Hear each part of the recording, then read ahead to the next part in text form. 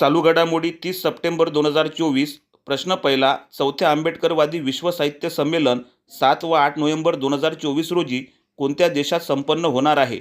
योग्य उत्तर पर्याय क्रमांक 3, UAE, दुबई येथे.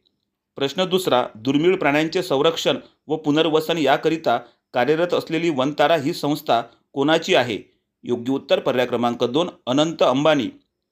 प्रश्न तिसरा. गुणवंत विद्यार्थ्यांना उच्च शिक्षणासाठी आर्थिक पाठबळ देण्याकरिता CM7 ही योजना कोणत्या राज्याने सुरू केली? योग्य उत्तर पर्याय क्रमांक 4, त्रिपुरा.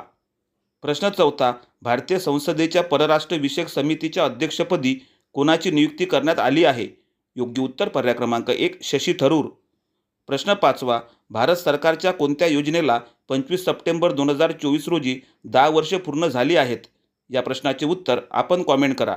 आजचे प्रश्न आवडल्यास लाईक करा, शेअर करा आणि चॅनलला सबस्क्राईब करा. धन्यवाद.